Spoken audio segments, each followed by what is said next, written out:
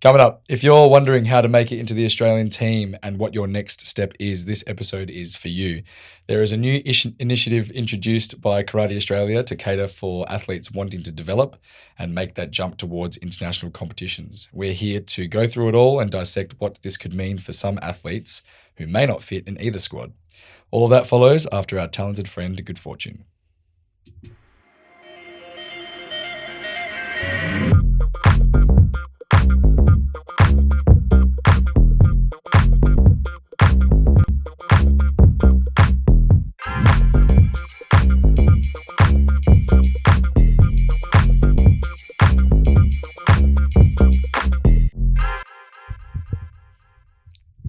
Look, I've got performance anxiety. I've been practicing my 5-year-old not being impressed. I completely forgot about it until the tune started playing. Yeah, same. I'm sort of triggered. You didn't mention it in the pre-show. Yeah, when we messaged to meet up, bring your triangle. Come on, everyone's been asking about it. We've been talking for ages. I was going to put it to the listeners that we should do a team triangle band, and then I'll do it. Good luck, mate. There is no way. No, that's all you, baby. If the listeners comment, you can't deny them. Okay. We'll do whatever the listeners say. I'll supply the triangles. Yeah, I'm still confident they're going to say, no, we just want John. Yeah. I'm confident for that, so I'm happy to do comments. I have enough faith in the listeners. It's all about community and team, right? What a scapegoat. All right.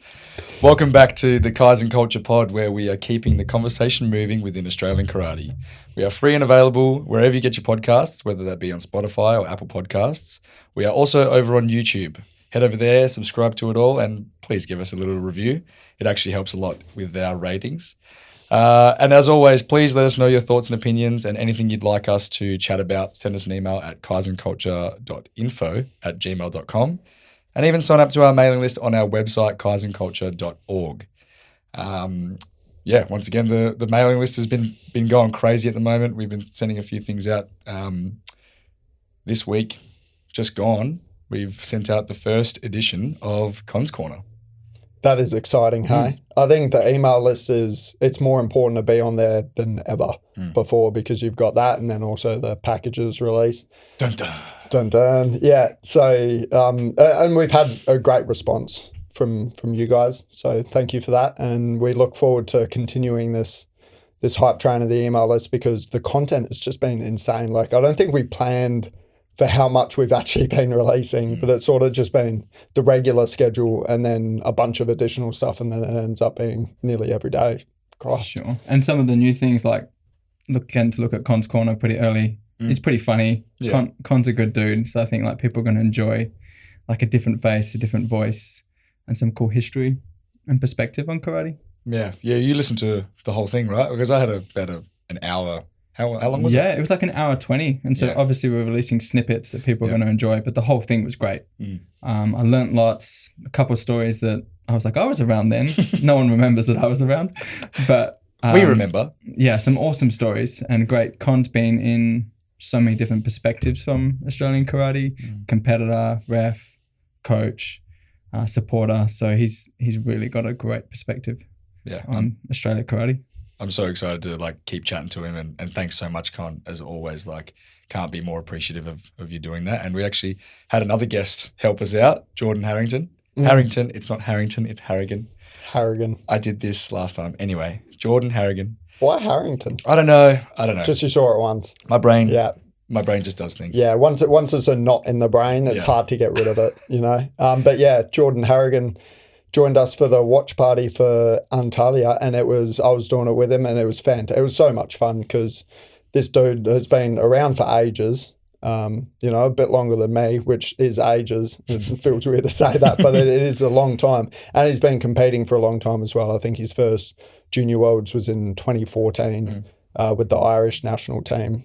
And he's so knowledgeable about all the fighters even today and the history of all the fighters going up, and he's trained with some of the best, with Haruna Stanislav and I'm not going to butcher that name. How do you say it? Not going to try. It's Chobota, right? Yeah. So the Ukrainian team. So it was a lot of fun, and he watched it. Just insane to me. He watched the entire event before the watch party. So without the finals, he watched every pool stage of every division. I don't know how he does it.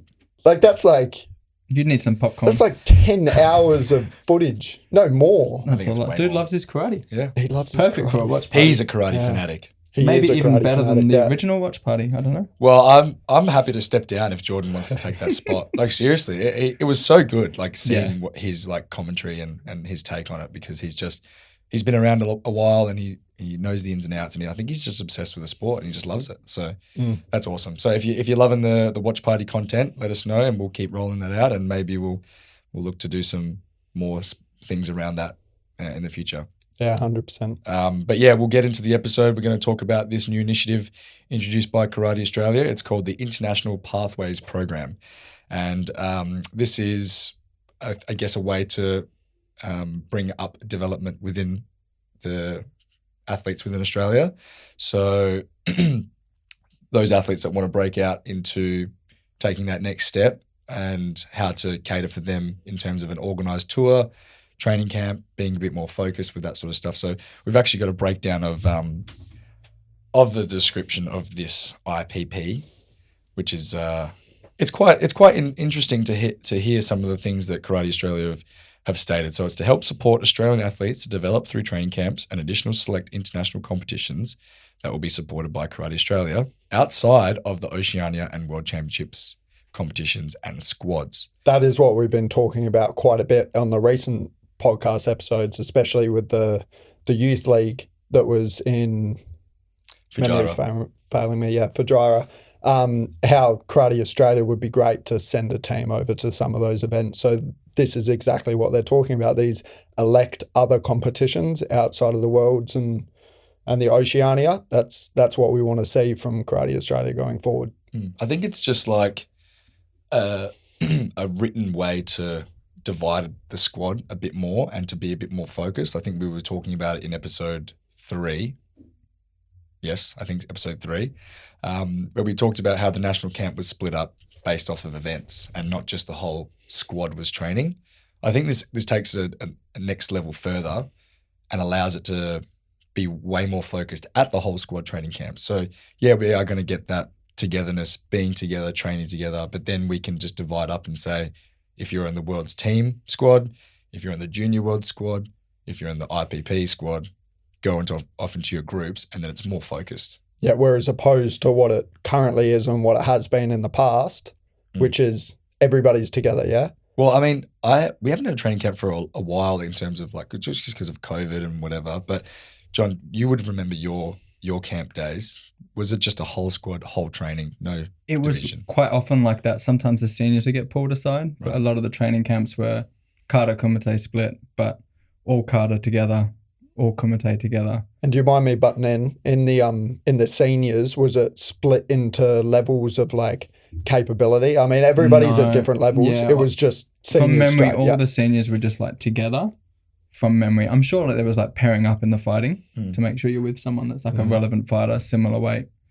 I really like this program because it feels like, even if it is a bit like, it increases transparency for like the athlete and coaches nominating. It's like you're going to be in this squad or you're going to be in the Pathways program, but also means hopefully you don't get lost as much. I'm not saying people did necessarily get lost, but if you're having an off year in terms of Worlds and you weren't going to hit the endorsed AKF tournament, but you were going to do a Series A or something else, there's still a camp for you. There's still a plan for you. You're still in the mind of the coaches.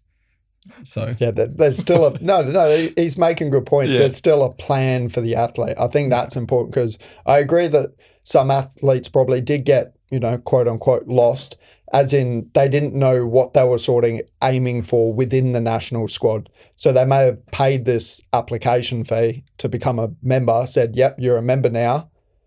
Come to our training camp," and then where's the follow up information? Where are they actually heading in that squad? Now there's a pathway. Well, this is the pathway now. So we get a part of the IPP training camp, which is attached to the Australian Open, Monday, Tuesday, and then also there's a camp attached to the National Championships, Monday, Tuesday. So that's that whole squad. Everyone's there no matter what, but it's divided up. But their target is for the Commonwealth Championships this year. So it's in Bangladesh, and not only is it the Commonwealth Karate Championships, it's the Commonwealth Club Championships. So they ran this 2022 as well, where you get selected with your national federation to compete at the Commonwealth Karate Championships. The days before that or after it, it's kind of run like how Australian Open used to run the schools event and then the Australian Open. So you've got two competitions in the same weekend, right? But it was the right way round this time. Like when they had schools before the Oz Open, then it was like the less important tournament before. So it's like if you get injured, especially you did have athletes either just not entering it or taking it easy in their division and actually focusing on the Australian Open. This one, they're doing it the right way around. There's the Commonwealth first and then the club championships. Something I wasn't sure about, maybe you guys know. So obviously the Commonwealth Karate Championships, Australia has to select you. Yes. The club championships, you can represent your club. Are you allowed to enter it if you entered the actual Commonwealth ones? Cool. Yeah, you can do both. So that's what I did. And you probably would, right, if you're there? Absolutely. I mean, you're going over, you're selected for the Commonwealth Karate Championships. Just do the other event, get some more rounds in, get your bang for your buck when you go over there. Like you said last episode. Yeah, do another. Yeah. And if you're doing it that way where you get selected in the Commonwealth Championships, then you would compete under Australia as the club. I don't think you'd be as a club because they'd send the team for both events. So even at club championships, you can still enter a country. But it means even if you weren't selected for the Commonwealth and you weren't in this international pathways either, I think you can still go to the club championships under your club. Yeah. Yeah. You don't have to go through your national federation to enter the club one. That's why it's a club one. Yeah. So, but if we're overseas and we're traveling as a group, why not? And that's what we were talking about in Fujairah, that situation where everybody was clubs, Yeah. No, I think this is really good. It's the step in the right direction in terms of like being a bit more specific with splitting things up, and targeting, like you said, the athletes that could potentially get lost within that and gives them an aim. So like, when an athlete's not going for the Junior World Championships or even for the Senior Worlds, or they're not a part of the senior team event squad, they can focus on that. And then the following year, try again for the individual worlds. What is interesting to me is I think that there's like a tiny little slither of athletes that could potentially miss out they wouldn't usually fit in either squad. So maybe they're at a level where they're not quite at the individual worlds top 2 selection to miss out Oceania, and they're maybe a step above the Commonwealth level. Where do they fit in terms of the training squad? Yeah, so I'd like to touch on this actually as well, because I've got the results from 2022 Commonwealth Championships, and of the senior divisions, we only won one event out of the senior division. So who was that? You had to say it, did you? Yes, it was Mitchell. Yeah, we Why had did a you couple do medals, but there was medals. There were medals, but there was only one gold. So especially England and Scotland, they're very high. But as Mitch said to us, like before we started this podcast, a lot of those competitors won't be making the trip all the way to Bangladesh. Yeah. Last year, 2022, it was in Glasgow, wasn't it? No, it was in Birmingham. Oh, Birmingham. In England. Yeah, I think I did read that. Yeah. Yeah. So it's very local for them, so it's easy for them to do. So chances are the quality is probably a bit less than you would assume. What we will talk about a bit later on is the US Open. US was the one that just happened. I think it's the highest it's ever been in terms of the competitors that went over there. I mean, you had the Egyptian team compete at the US Open, and Yusuf Badawi was he there? Yeah, he was there, and he won the under 84. So that is so cool. The quality is just like top notch. I know the men's Open Kumite was also won by an Egyptian. I can't remember who it was, but it wasn't Yusuf. So he sucks. Time to get good use. But you're right. It's all about these levels of competition, and you would probably put Commonwealth probably below the US Open. Absolutely. If you've got world champions going there and wanting to go there, just electing like to. You've got the sheer amount of countries that go. Yeah. Only the Commonwealth countries can compete. Yeah. The Commonwealth. Yeah. So. And only 2 per Commonwealth country as well, isn't it? So you got that, and then you got US Open, and then you would have your Series A's. Yeah, in terms of your level. So you've got Commonwealth, international opens, and one of the best of is the US Open. Right. Then your Series A's, and then your Premier League. Sure. So you're talking about the athletes that are probably above this Commonwealth level. They do well at the US Open, and they're looking to do Series A. But the tournaments that Karate Australia are going to fund and put themselves behind might not be to that quality. It might not be the US Open. It might not be Series A's, you know, because there only are a few athletes that are ready for that. So you would if you're Karate Australia, you're trying to push your athletes towards, or the majority of your athletes towards a competition that would suit the majority of your team. Yeah. So Commonwealth makes perfect sense. Yeah. But the athletes that are getting lost. But that's now been reduced to like what? A small amount of athletes, which I think is better. And I think if we like go a little bit on this, it's that note that they left at the end where they're like, I'll read it. Training and selection for all squads is at the discretion of the senior coaches and selectors, and subsequently there may be movement between these groups. And I think they have to put that in there. Of course. Right? Because as a coach, I get why you'd want to move people between groups. It could be for like sparring matchups. You could know someone's going to get more out of training with, say, a senior world squad, even if didn't make the team, doesn't mean that they're not good enough. It's just like a tough competition spot, right? And maybe they're a cut above the guys training in the other squads.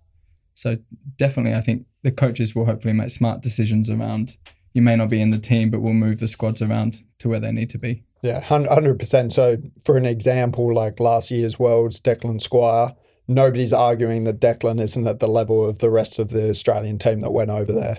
But he wasn't selected just because the division was, you know, that cutthroat. So that sort of competitor, you need to have training with the squad going over, even if they aren't selected. It's not too much of a case scenario this time because we got team events. So are there many people that might miss out? I think in the females there is a couple. Oh, yeah. You want them training with the team that's going over, even if they aren't selected. For sure. For the team. I think that allows for people to sharpen their skills and train with the squad, and also like aspire to get there. You know, I think, you know, like a rising tide brings up all ships, whatever. So if you just completely cut them off because they're not selected in that crew, then how are they expected to get better? But then I think, being able to jump through both sides, it's so valuable. And it's beneficial to the guys in the squad More to partners. be versing that even if they didn't quite make the cut, they still might be just as good. So like the more people to verse, more partners, more skill you're up against. I think you'd be wanting that, right? Than just if you're only versing other people in the squad. A senior team is very small. So you want to keep the training partners open. Yeah, no, I think this is such a great direction that they're going down, just in terms of being able to be more specific and focused in each squad. And I'm excited. And hopefully, I know we've talked about this after the registration for this squad has expired. So unfortunately, it expired on the 24th of March. But hopefully, those of you that have registered for this squad, the International Pathways program, I'm really excited to see where this goes and what group that brings to the Australian Open training camp. And you can look forward to a really good tour at the end of the year in Bangladesh. That's going to be awesome. Something also that I'm interested in with this is they didn't say anything specifically about, like, it increases the communication between an athlete and the national coaches and the national team, like in terms of a pathway. So they might put you in a squad, but in terms of, like, say you don't get selected and it's up to the discretion of the coaches, which is 100% fair enough. How much communication is there going to be throughout the year if you're not in a selected tournament team?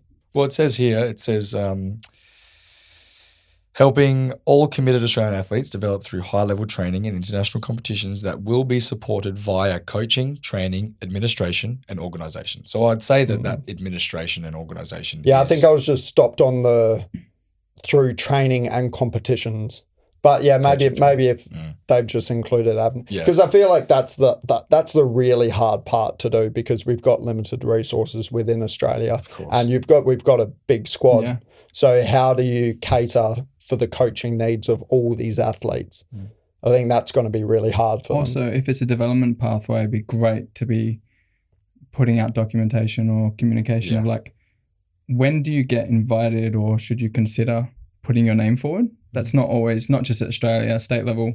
Sometimes that's a bit ambiguous. It's like if you've got a medal at an Open or the Nationals, do they want you to put your name forward to this? Or if you've just been in a state team, like when is the level that they want people going, hey, we should come? Yeah, you're sort of relying on coaches to guide you in that way? Yeah, which can be great. But like it does depend on how much information the coach has themselves and their own initiative towards putting athletes. And so if the more information and structure there is around this, and this hopefully is just the beginning of that coming up. So cool. I'm actually very intrigued to hear your guys' perspective on which tournaments this International Pathways program should be targeting. So I think if we're happy to take a little short break on this, and I want to hear your opinions on which tournaments we should hit. What do you reckon? Sounds good. Okay. We are back after our little intermission. Got some chocolate eggs in me. Armed with coffee. You didn't even check if I was ready. No, you didn't.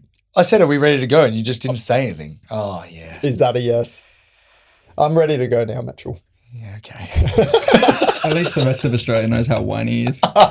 Everyone knows.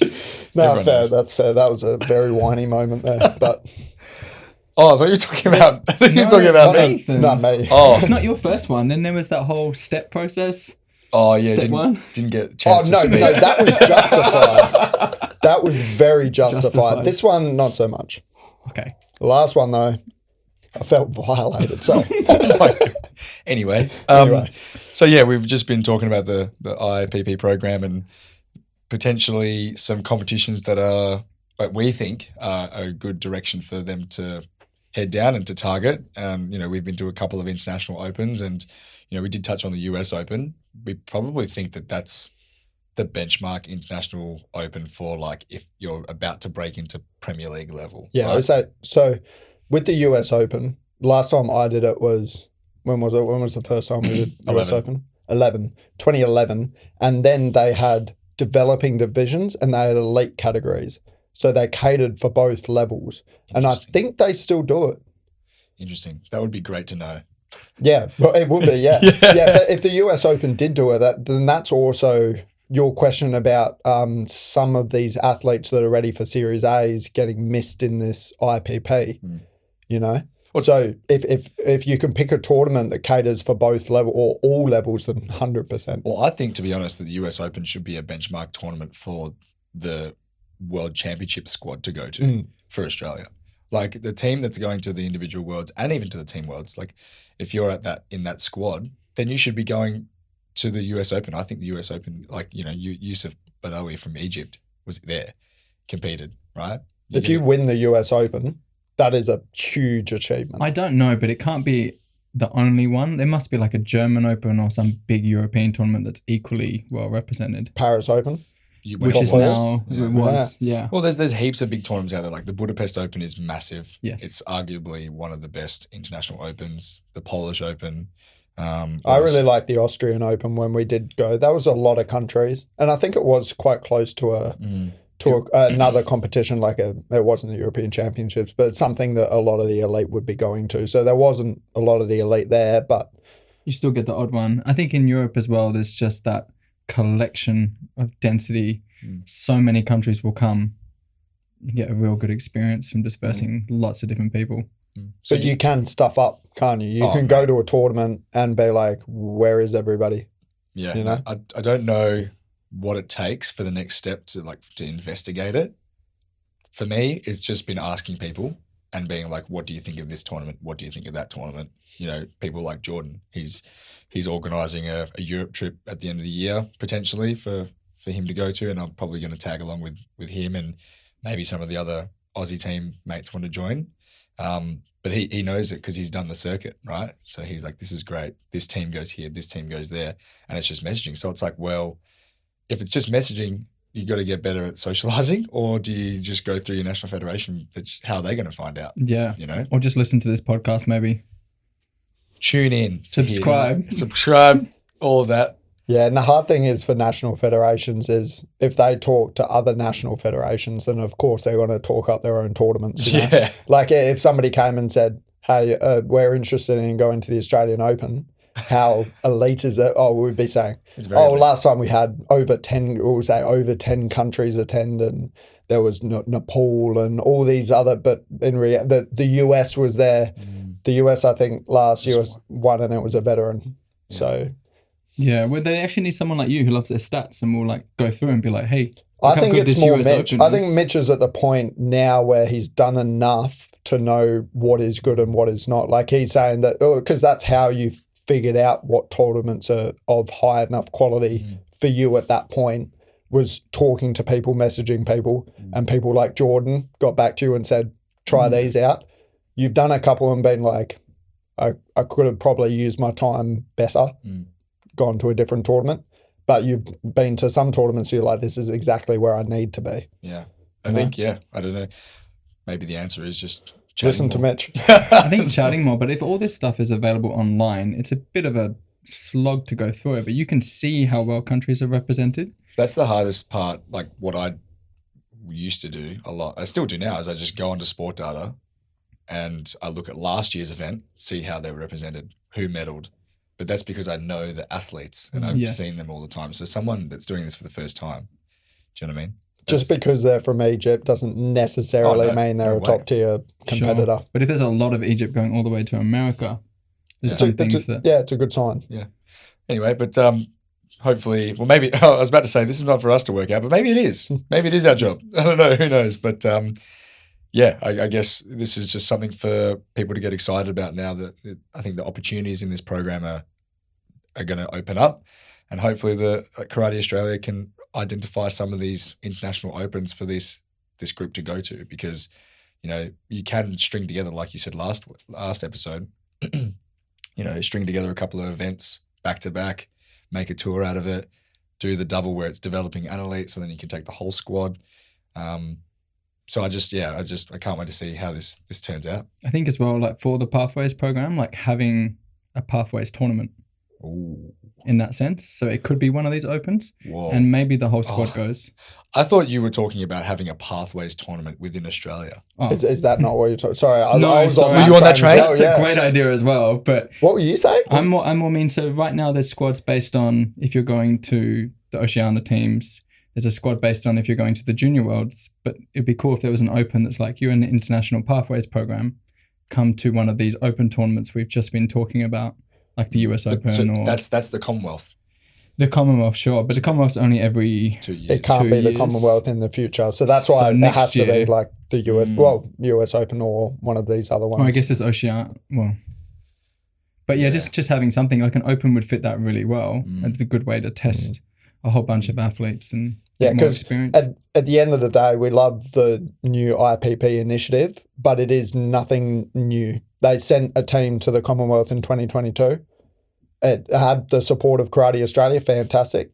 This is about dividing the national team up and like really focusing on teams that are going to tournaments, which is fantastic. That's something they didn't do before, but they've sent teams to tournaments, but they haven't been sending them to international opens in a while. They've definitely done it in the past, but it's not a consistent thing. I think the last time I did an international open that was organised by Karate Australia was we did the Premier League in Germany, which is top tier. I think it was Leipzig. And that was when they were open. No, that was the Karate One Premier League. Okay. And then the week after. Do you mean open past the top 32? Yeah. Oh, yeah. It was all open. Yeah. But it was still technically a Premier League. Sure. Yeah, which is a level above what a lot of athletes probably are at. But then the week later, it was the Luxembourg Cup, the Lions Cup. And during that week, we got to train with the Luxembourg team in their facilities. And not everyone joined, like how you did with the Pilsen Open. Yeah. That was and that was 2017. So, I mean, that's a while ago. Yeah. I mean, COVID as well, but they used to do a lot more back then. Like I remember going to the Copenhagen Open, the British Open, like all these other tournaments. I think it used to happen more, and maybe that's part of the getting used to the sort of new structure with the Premier Leagues being 32 and a Series A. We've still got to find a way to go to these other tournaments. Yeah. And I feel like that's what this is. This is the plan, is to bring that back. What you grew up with competing, bring it back to those who are coming up right now. Well, this is the teething stages. It is, yeah. And you know all about that, John. The teething. Yeah. I'm losing one these days. You're losing No. yours.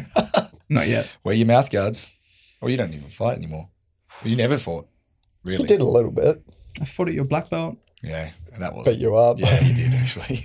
No, Mitch beat me up, but All right. Well, I'm happy to wrap it up there. I think it was pretty good discussions around the opens and stuff. Hopefully, you've gained some perspective on this new IPP because it was a bit confusing for a little bit there. But yeah, anything else you want to touch on before we wrap it up here? I'm all good. I'm all good too. Yeah. Well, as always, please let us know your feedback and ask questions. After all, we are an organisation for you. Send us an email at kaizenculture.info@gmail.com and even sign up to our mailing list to be the first to hear about everything that we do. Thank you, everyone, and thank you, boys, and we'll see you in 2 weeks.